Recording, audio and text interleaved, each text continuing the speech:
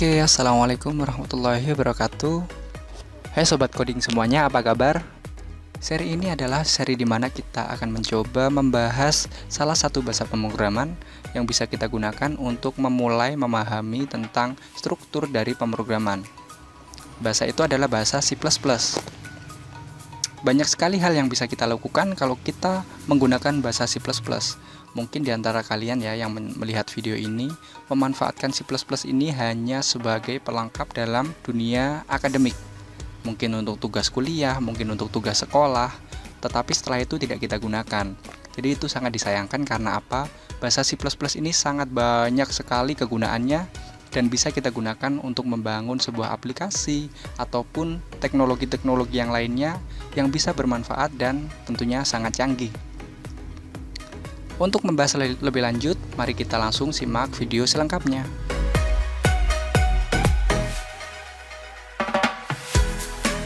Untuk yang pertama, pasti kita bertanya-tanya, apa itu C++?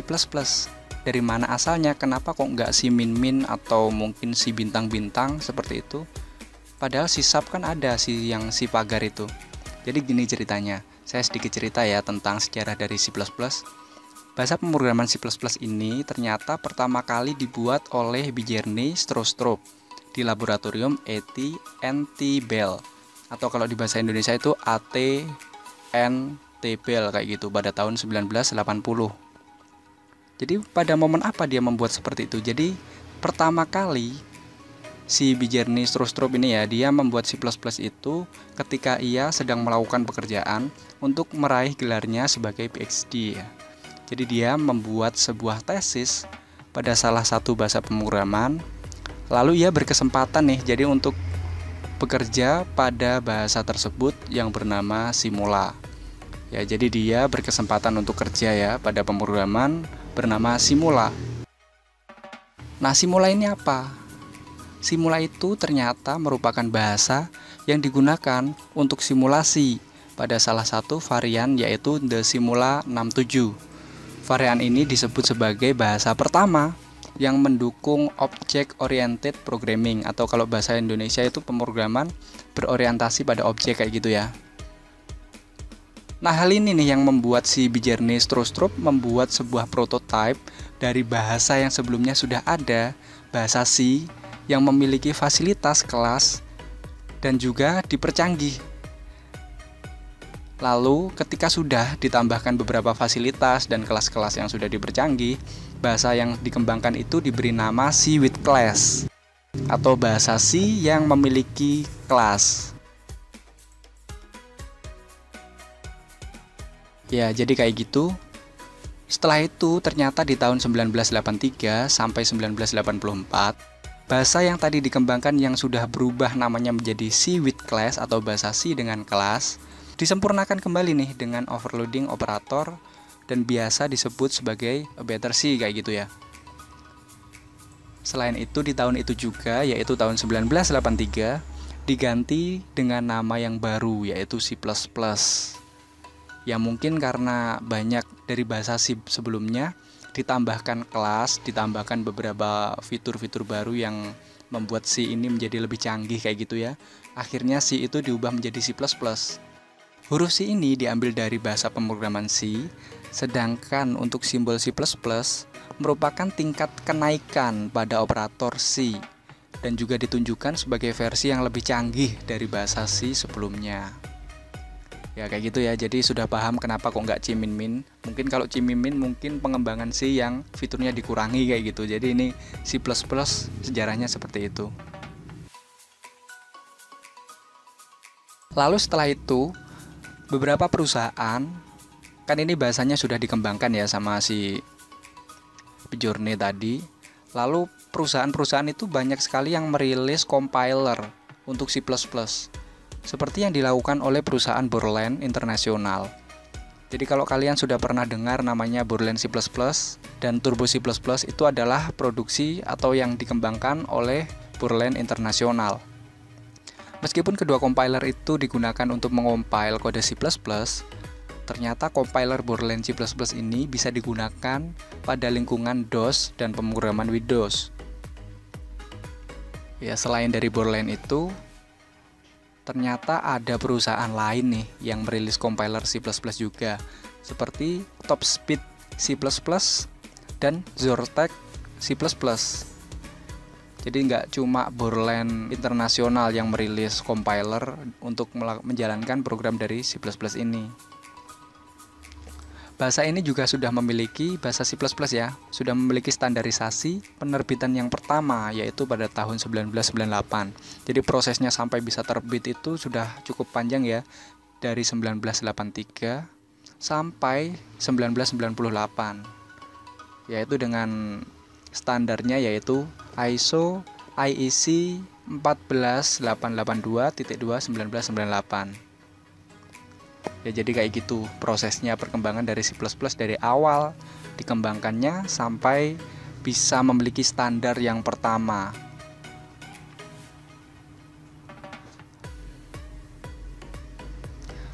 Ya, jadi pada dasarnya itu kalau C++ itu penulisannya hampir sama dengan bahasa C.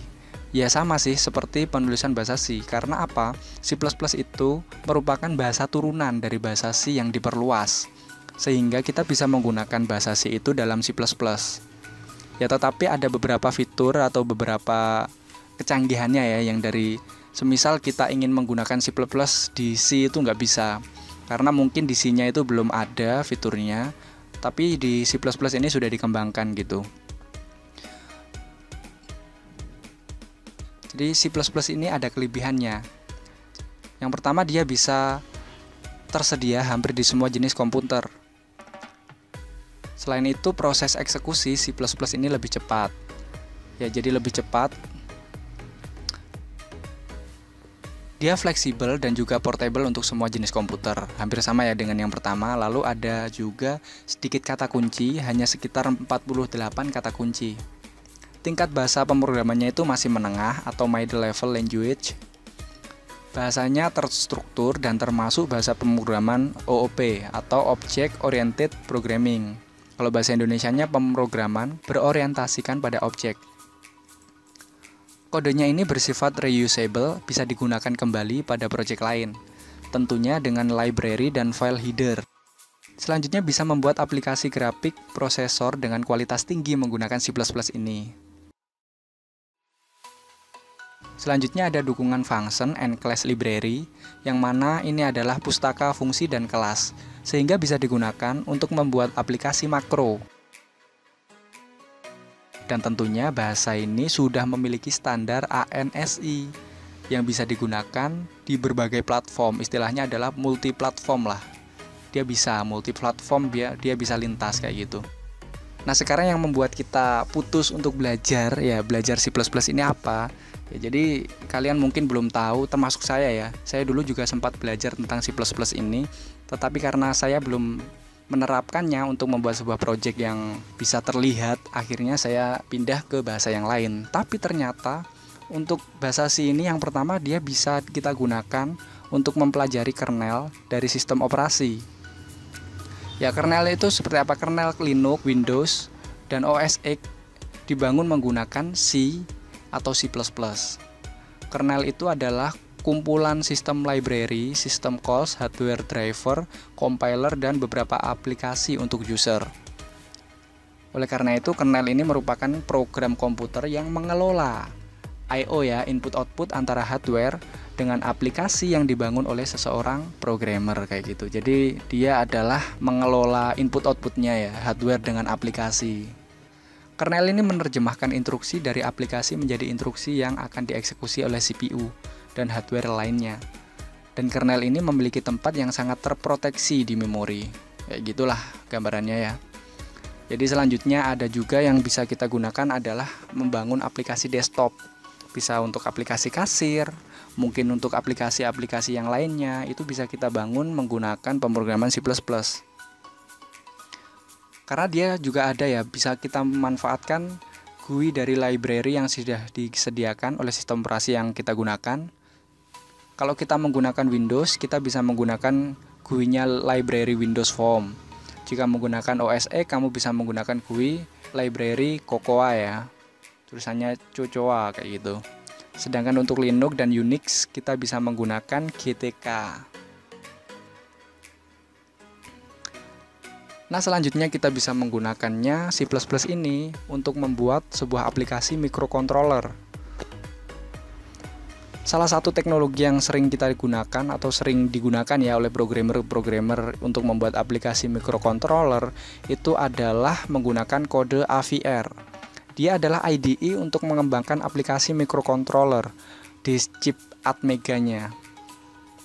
Microcontroller ini sangat luas, mulai dari membangun perangkat elektronik, robotik, hingga Internet of Things atau IoT. Bisa kita jelajahi untuk membangun perangkat yang kita rancang. Ya, jadi kalau kalian pernah melihat ada robot seperti robot yang bisa bermain bola kayak gitu ya, terus bisa mengejar suatu objek dengan warna tertentu, itu bisa kita kembangkan menggunakan pemrograman C++ dengan memanfaatkan kode AVR ini. Ya, selanjutnya ada juga kita bisa membuat sebuah aplikasi perangkat mobile, ya smartphone ataupun perangkat mobile yang lainnya.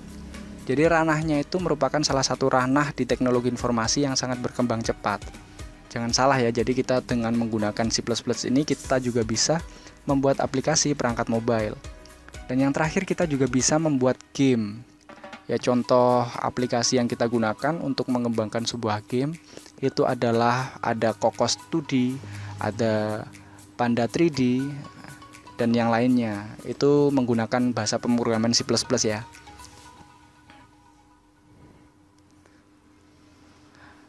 Nah, itu tadi pemanfaatan kita dalam mengembangkan sebuah aplikasi atau teknologi-teknologi yang canggih menggunakan pemrograman C++. Nah, sekarang ada juga perbedaan bahasa C++ ini dengan bahasa induknya, yaitu bahasa C. Jadi kita biar tahu ya, jadi perbedaannya C dan C++ itu apa. Itu ada yang pertama ya, kayak gini. Penemunya jelas beda. Jadi penemu bahasa C itu adalah Bell Telephone, sedangkan untuk C++ itu adalah Bjarne Stroustrup. Itu sangat jelas. Ya, karena Bjarne ini mengembangkan C itu dan menambahkan beberapa kecanggihannya sehingga ditambahkan dan menjadilah bahasa C++ seperti yang saya ceritakan tadi ya. Nah, selanjutnya C++ ini cakupannya lebih besar sehingga C++ bisa menjalankan bahasa C, sedangkan bahasa C itu ada beberapa hal yang tidak bisa dijalankan yang diambil dari bahasa C++ seperti itu. Ya, bahasa C itu termasuk bahasa pemrograman prosedural, jadi dari atas ke bawah ya. Sedangkan C++ itu termasuk pemrograman OOP atau Object Oriented Programming. Kalau bahasa Indonesianya pemrograman berorientasi pada objek. Selanjutnya bahasa C++ ini sudah mendukung polimorfis, ada inheritance dan enkapsulasi, sedangkan di C belum ada. Ya, selanjutnya ada bahasa C++ ini mendukung operator overloading, fungsi yang terstruktur, variabel referensi, fungsi virtual, sedangkan di bahasa C itu belum. Ya, dan perbedaan yang lain dalam beberapa hal seperti standar template library, exception handling, ada tipe data dan penulisannya. Ya, mungkin itu untuk perbedaan dari bahasa C++ dan bahasa C. Ya, jadi kayak gitu ya ceritanya pemrograman C++ itu lahirnya ketika apa, ternyata tercetus ketika studi juga. Tapi kenapa kalau kita belajar C++ ini hanya mentok untuk tugas saja? Jadi kita perlu explore lebih jauh tentang pemanfaatan C++ ini agar bisa menjadi project-project yang luar biasa ke depannya, oke? Ya oke teman-teman, kita sudah membahas tentang sejarah C++, awalnya seperti apa. Untuk selanjutnya kita membutuhkan compiler ya, kalau kita selanjutnya ingin membahas tentang C++ lebih jauh, alias ngoding ya teman-teman. Jadi nanti kita gunakan compiler, terserah kalian menggunakan apa. Untuk kalian yang ingin menggunakan smartphone kalian bisa download di Play Store, yaitu CXX Droid. Tetapi saya nanti akan memanfaatkan Dev C++ untuk mempelajari tentang C++ ini. Untuk instalasi C++, saya akan ulas di video selanjutnya tentang tool-toolnya seperti apa, bagaimana saya menggunakannya. Kita akan pelajari bersama. Ya, jadi itu pembahasan kita kali ini. Terus kita belajar untuk C++ ini hingga sesi ini kita selesaikan bersama-sama. Ya, jadi untuk video kali ini saya cukupkan sekian. Kalau ada pertanyaan bisa cantumkan di kolom komentar. Saya Indri Setiawan, wassalamualaikum warahmatullahi wabarakatuh.